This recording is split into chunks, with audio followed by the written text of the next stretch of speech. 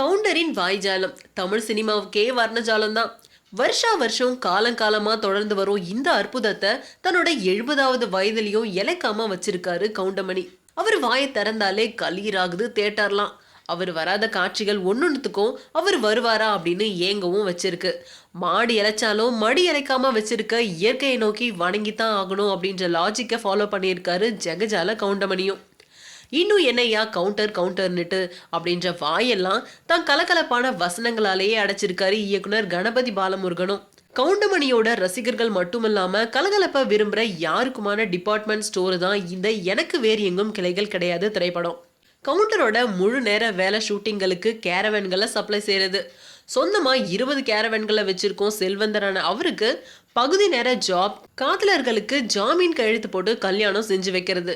தன்னோட ஒவ்வொரு கருத்தையும் செயலையும் உடனுக்குடன் ஃபேஸ்புக், ட்விட்டர், வாட்ஸ்அப் போன்ற சமூக வலைத்தளங்கள்ல ஆள் வச்சு பதிவேற்றம் செய்யற அவரு இந்த லவ்வர்ஸ் மேட்டருக்காக பலரையும் பகிச்சு கொள்கிற விஐபியும் கூட.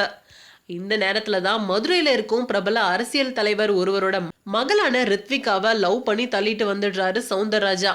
ஒரு சைடு ரவுடிகள் காதல் ஜோடியை தேடி வர, இன்னொரு பக்கம் அதே ஜோடியை தன்னோட கேரவேன்ல ஏத்திக்கிட்டு மதுரைக்கே கிளம்புறாரு கவுண்டர். காதலர்களை சேர்த்து வச்சாரா இல்லையா அப்படின்றதுதான் முடிவும். சினிமாக்காரர்களை மட்டுமில்லாம அரசியல்வாதிகளையும் அள்ளி போட்டு மொத்துறாரு கவுண்டர்.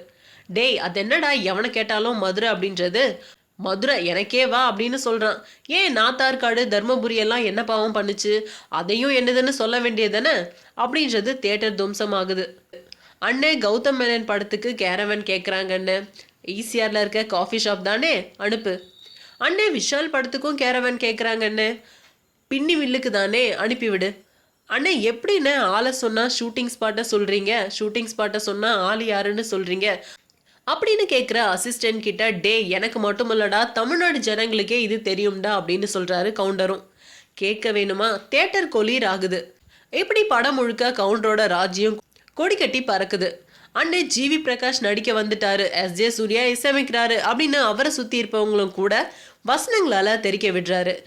இப்படி சொல்ல போயிட்டே இருந்தா முழு படத்தோட எல்லா டயலாகும் வந்து விழுந்துடும் அப்படின்றதால நெக்ஸ்ட் இவ்வளோ தெளிவா இருக்க கவுண்டர் அவரே ஒரு ஃபைட் காட்சியில தடிதடியான ஆட்களை புரட்டி எடுக்கிறது தான் ஐயோடா அப்படின்னு சொல்ல வைக்குது. படத்தோட துவக்கத்துல வரும் அந்த கருப்பு வெள்ளை ஃபிளாஷ்பேக் செம. சமூகத்துல நடக்கிற எல்லா அவலங்களையும் டிராஃபிக் ராமசாமி போல தட்டி கேட்கிற கேரக்டர்ல சௌந்தரராஜா.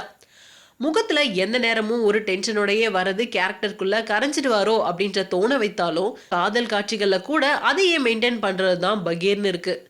இவரும் ரித்விகாவும் லவ்வர்ஸ் அப்படின்னு காட்டினாலும் ஒரு அந்யோன்யமும் வெளிப்படல. அட்வான்ஸை அப்புறம் கொடு, பேலன்ஸை ஃபர்ஸ்ட் கொடு அப்படின்னு கேட்கிற அந்த திருட்டு மொழி வில்லன்ல ஆரம்பிச்சு மதுரை ரவுடி வளவன் வரைக்கும் அவங்க பங்குக்கு அசத்திருக்காங்க. அது மட்டும் இல்லாம பாடகர் வேல்முருகன் இந்த படத்துல நடிகராகவும் ப்ரொமோஷன் ஆயிருக்காரு. கவுண்டரோட முன்னாடி தரையில உட்கார்ந்து தவறுற அளவுக்கு அடக்கம் காட்டுறாரு மனுஷன், நல்லதுதான்.